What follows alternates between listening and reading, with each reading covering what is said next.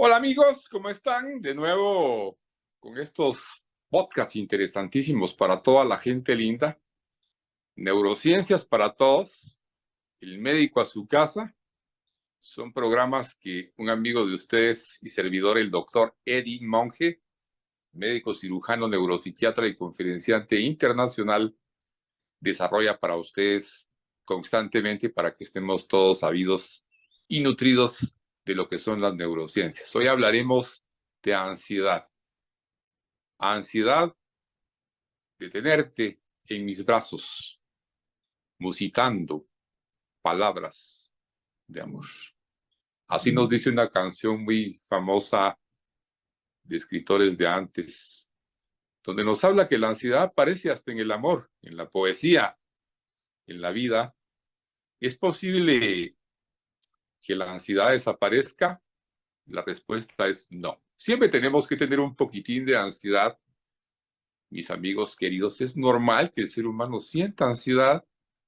Es normal que sintamos que cuando atravesamos una calle o estamos en una ciudad bulliciosa o estamos en un elevador o estamos en las alturas o estando practicando nuestro deporte favorito, pueda surgir la ansiedad. Es muy normal, vamos a tenerla siempre y nos acompaña en nuestra vida. Esto va a pasar. No podemos, no podemos. La ansiedad básica, la ansiedad básica no puede desaparecer. Es imposible que desaparezca la ansiedad básica. Pero cuando hay un exceso de ansiedad, fíjense bien, cuando hay un exceso y la ansiedad se convierte en parte de toda nuestra vida a las 24 horas, ya estamos hablando de una ansiedad patológica. La ansiedad patológica no es nada menos y nada más patos de enfermedad, quiere decir que ya es una ansiedad enfermiza y ya comenzamos con preocupación, miedo intenso, excesivos y continuos, ataques de pánico en situaciones cotidianas. Es posible que se produzca también lo que llamamos taquicardia en medicina, que es aumento de la frecuencia cardíaca o del corazón, respiración agitada, sudoración y sensación de cansancio. ¿Qué causas son comunes de la ansiedad? Bueno, la ansiedad puede ser, como les comentaba, muy normal, pero también cuando el paciente o la persona entra en una etapa de ansiedad patológica, le da miedo todo, como hablar en público o realizar una prueba.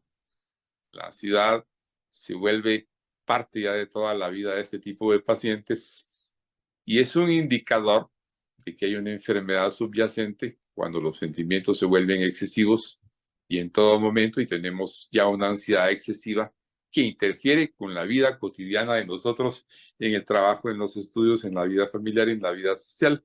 En fin, todo esto es relevante porque la ansiedad, que es un exceso de futuro, como se dice por ahí, nos va a dejar básicamente muchas secuelas si no la tratamos cuanto antes.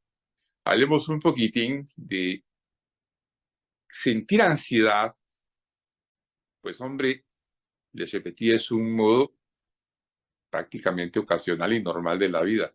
Sin embargo, el tipo de personas como las que les menciono, en donde ya hay un trastorno de ansiedad, ya se ha vuelto patológica, van a tener preocupaciones y miedos intensos. Y también se pueden dar episodios repetidos de ansiedad.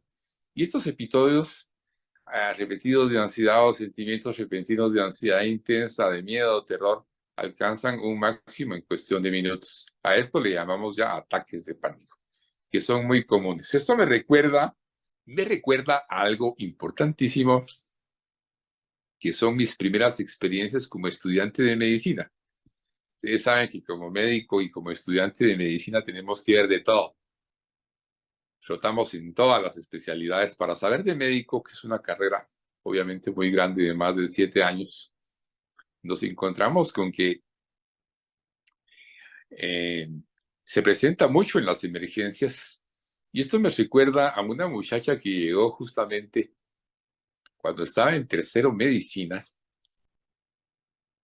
quejándose de que la había abandonado su novio. Fíjense bien lo importante.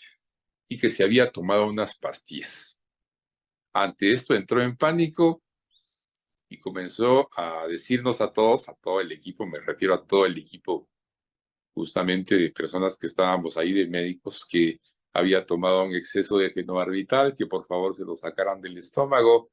En eso comenzó con taquicardia, frecuencia cardíaca acelerada, sudoración, mucho miedo, terror de que se iba a morir. Le pedía a todos los doctores y médicos que la sacaran cuanto antes, porque ella únicamente había querido engañar al novio de que quería quitarse la vida.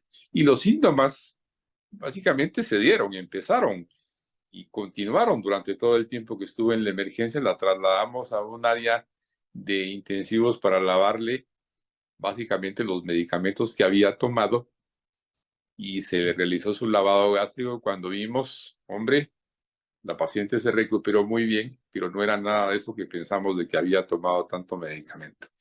Esta muchacha simplemente empezó con este trastorno de ansiedad, lo focalizó básicamente en su vida y comenzó a sufrir ese terror, esa ansiedad que surgió como secundaria a ese proceso de rompimiento que había tenido con este muchacho. La sensación entonces de estos síntomas de esta muchacha, que fueron nerviosismo, agitación, sensación de peligro inminente, pánico, aumento del ritmo cardíaco, respiración acelerada, sudoración, temblores, sensación de debilidad o cansancio, problemas para concentrarse, tener problemas para conciliar el sueño, hablar de problemas gastrointestinales, dolores de estómago, se centraron básicamente en sus preocupaciones y por eso tuvimos que ingresarla para tratarla. ¿Por qué les cuento todo esto? Porque la ansiedad se presenta también en diversas formas. No solo como esta muchacha que a la larga la referimos a psicología, le dimos sus palmadas, le dimos sus medicamentos, pero puede sorprender a cualquier médico, cualquier tipo de esta situación que no sabe cómo abordarla.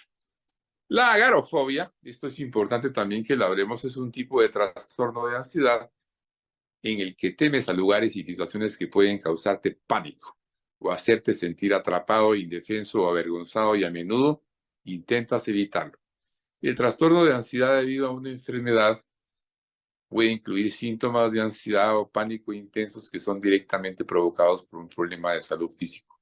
Y también tenemos el trastorno de ansiedad generalizada, que es el más peligroso, que se caracteriza por ansiedad y una preocupación persistente durante todo el día.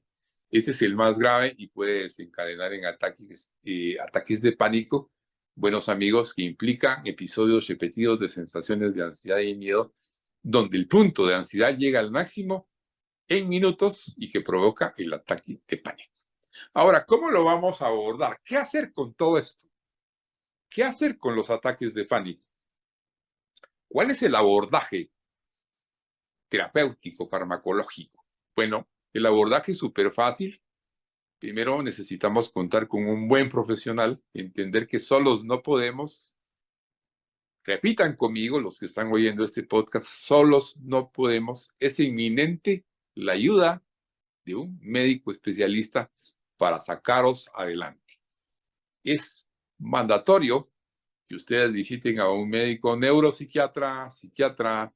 El psicólogo también puede ayudarnos mucho, pero la medicación la debe hacer también un especialista en psicofármacos.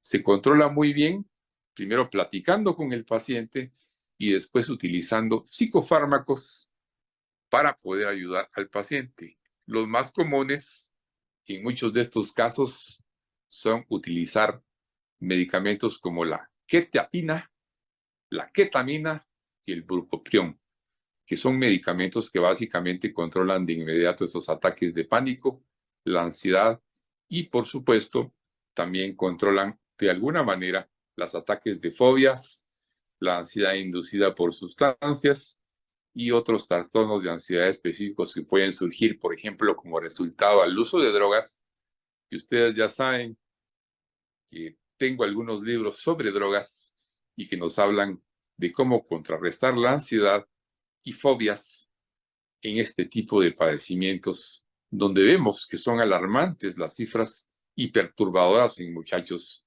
que consumen sustancias. Hasta aquí quiero dejar este podcast y que lo disfruten ustedes. Su amigo Eddie Monge se despide y les mando un abrazo.